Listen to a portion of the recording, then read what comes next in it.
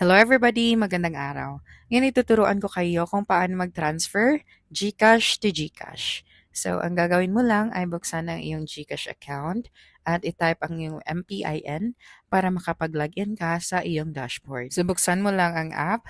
Pagkatapos niyan ay i-click mo ang send option or pwede ka rin gumamit ng QR code.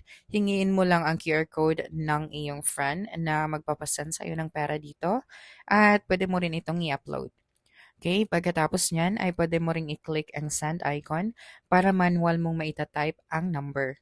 So, i-click mo lang ang send at piliin ang express send. Okay, tama. Pagkatapos niyan ay i-type mo lang dito ang tamang number.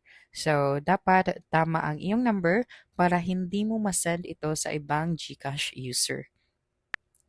Pagkatapos niyan ay i-type mo lang dito ang amount at i-click ang next at i-click mo ang box na nasa baba. Pagkatapos niyan ay i-click mo ang send. Okay, pagkatapos yan ay ma-receive na ng friend mo ang amount na sinend mo sa kanyang GCash account. And that's it for this video. If you think this video helps solve your concern, please subscribe, like this video, and leave your comment below. Bye!